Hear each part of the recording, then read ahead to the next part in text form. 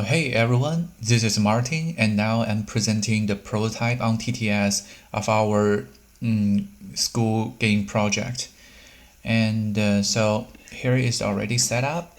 So here is the rulebook. You may have a look, but I'm sure it is a little small here. Let me zoom in for a little bit. Okay, so in this game, the players take the role of chefs who cook a lot of recipes. So, however, the dinners out of the restaurant are all monsters, so players have to cooperate with each other to satisfy the monster's preference and requirements. So the monsters play a trick on the players that no one can see his or her own card, but can see other players' cards. So in addition to that, monsters also take away players' communication ability. Though communications are banned in this game, players can give some specific information to their teammates in the game. Players should play cards wisely and satisfy monsters' conditions to win the game. Otherwise, if monsters don't get what they want, they will be very angry and the result will be devastating. So here is the setup of this of our game. So it is a board game.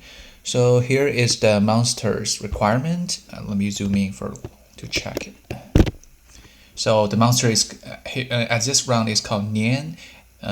Its first requirement is the point should be at least 15, and the second requirement is at least one sweet food is required. So let's see other cards. So here, these 4 cards are called recipe cards. Just let's take maybe sandwich as an example.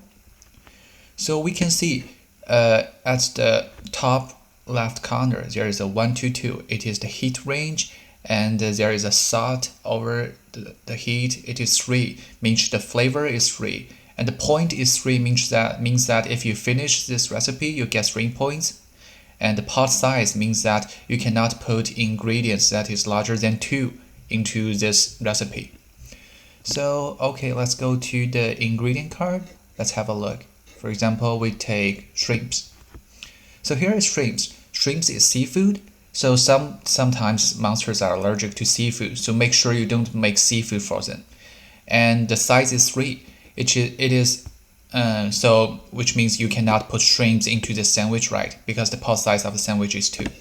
So the bonus point is 4, which means that if you want to make let me take this as an example. If you want to put shrimps into sour fish, and the original point is 5, but if you put shrimps into it, you get 9 points.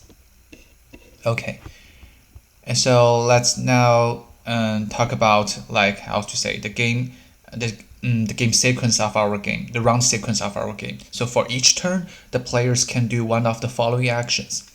So let me first draw the card. Maybe each player is a 2-player games. So here it is me with another count of me of mine. So let's just maybe draw 6, 7 cards. As you can see, I can now see cards, right?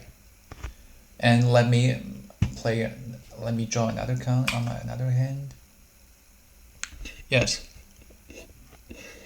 You can see, I can see my teammate's card, but I cannot see my own cards here. So for each turn, the player can do one of the following conditions. He or she can play a card from the hand and cast a cooking card into one recipe template. For example, if my teammates told me a lot about information about this card and I want to put it here, yeah, this one means a heat card. So it is the heat is 2, and the sandwich heat range is from 1 to 2. So we can definitely put this card into here. And the second move is to put an ingredient card.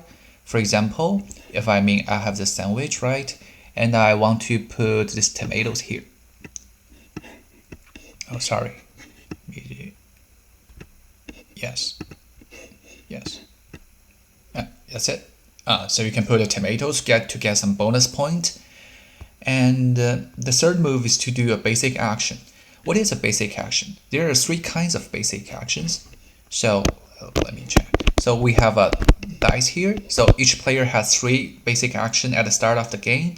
He or she can cast a basic action to do one of the following ways. For example, finish a recipe. If this sandwich is okay, and then I will try to finish it.